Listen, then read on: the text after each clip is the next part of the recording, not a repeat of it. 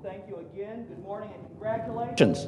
Congratulations, because you're probably at what is going to go down into history as the most interesting energy conference of the year.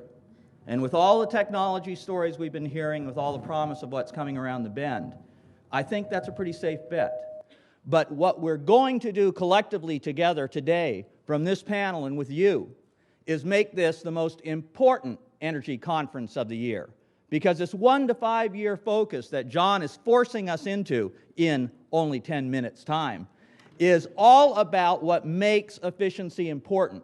And it's that we can and we must affect wide-scale, massive adoption of energy efficiency in every sector of this economy in ways that make a difference for economic development and growth or restoration, and in ways that make a difference for the environment. So the title of my talk is productively enough named Fueling a Revolution in Demand-Side Management. So let's see if we can live up to that.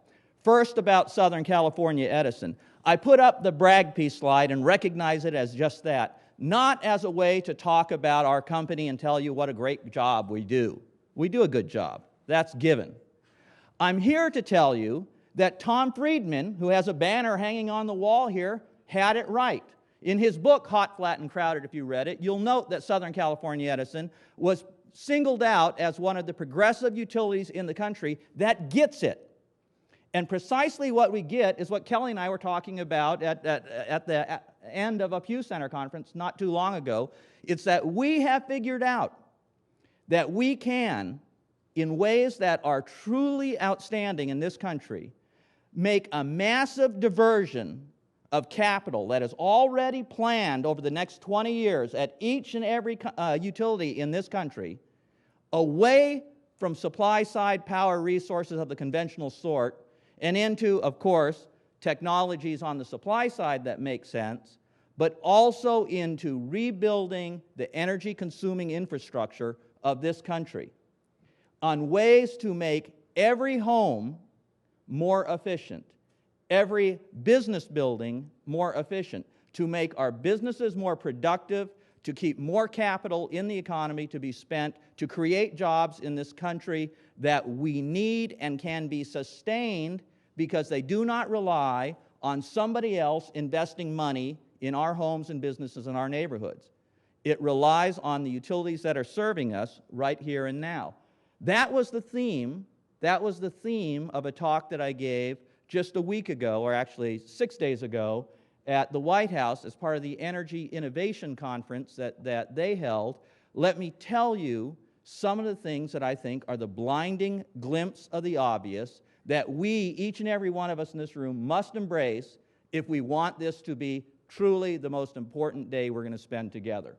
First and foremost, and most importantly, there is no single new technology that's going to ride in on a white horse and a white hat and save us from ourselves. No silver bullet technology. What we talk about, what we need to be thinking about, and what we need to be doing is affecting massive scale change that brings all appropriate technology to bear. It is only in a systems approach to this complex problem that we can make a tremendous difference.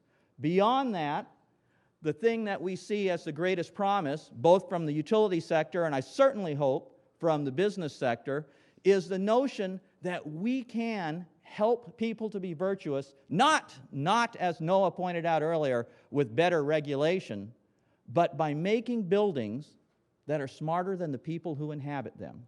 You can't say I said that because I get in trouble if I say that. But we can allow people, as Noah pointed out, and I was kidding with him earlier about this, we can allow people to, instead of becoming mini energy engineers in their homes and businesses, making 1,001 choices a day, each of them the right choice economically or the right choice for the environment, we can allow them to make one single wise and virtuous choice and allow the technology that exists today to take products and put them into place that allow their wishes, their desires, their aspirations, and quite frankly, their budgets to be better off by having prices sent to devices, to have automation work for us instead of against us. We can and only will be able to do this if we do something that is incredibly important, and that is to recognize, as I said, technology is not the savior here. It is the application of wise energy policy. No, strike that. That's wrong. Wise economic policy. No, strike that. That's wrong. Wise environmental policy. No, strike that. That's wrong. The three strikes are because it is wise energy, environmental, and economic policy to bring to bear in this country every single energy-saving device in every single application to control the demand side of the equation so that we are not held hostage to trying to serve an increasingly peaky, increasingly growing load in ways that are not sustainable for our economy or our environment. So with that in place, here's the promise of the future. And I hate this slide. I hate this slide because the young, bright kids who actually work on the PowerPoints for me put together a home that looks like it's something out of the Jetsons. You guys remember the Jetsons? The net zero home of tomorrow is not the Jetsons' home with a treadmill and all kinds of tubes and stuff like that. It is the home you see in your neighborhood today. If you go down the street where I live and take a look at my home, if you start off at the very top, you see solar panels on top of a white roof, on top of a well-insulated shell that uses appropriate window technologies, on top of lighting that is efficient using, and quite frankly, this is the one part that's a little bit of a science project, which keeps me a little bit in touch with the wife, using every available lighting product that I can put in the house so I can show them off to folks, on top of sustainable materials, on top of. My home, because I'm still married, looks just like every other house in our neighborhood. We don't have to live in a Jetsons environment, and it is a future that is accessible today. This 1 to 5 years is possible, probable, and being done today in the state of California because we are looking at the application of cost-effective technologies that pay for themselves to a built environment, either newly built or restoring the as-built environment, in ways that make sense. Again, getting back to that notion, in ways that allow us to divert huge capital streams that otherwise would be spent less productively and put them to work in every home and business in our neighborhoods. Beyond that, I'm not saying that this is the complex problem that can only be solved by this huge, massive approach. I am also here to say that the iteration of technology to make it smarter and better is marching on here in California, even as we speak, but also in other places around the planet.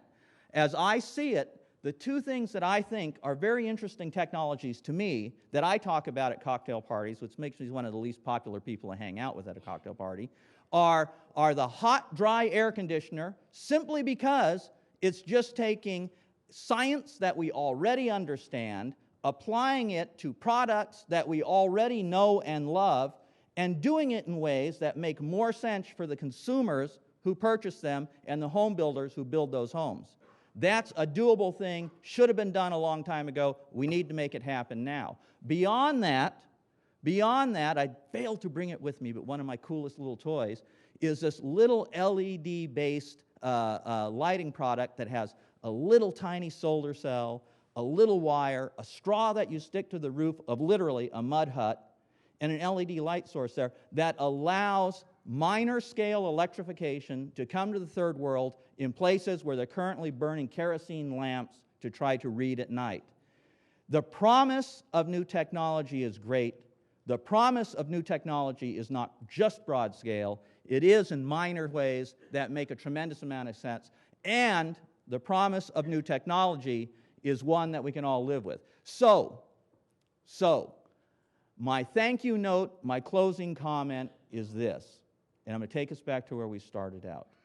Just as I did when I had the opportunity to speak at the White House Energy Innovation Conference, just as I wanted to do today when we started out, it's to point out this one blindingly obvious fact.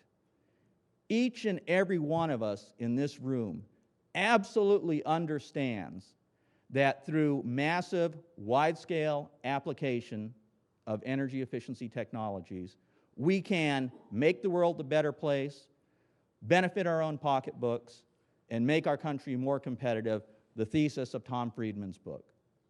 The question is, why the heck haven't we done it so far?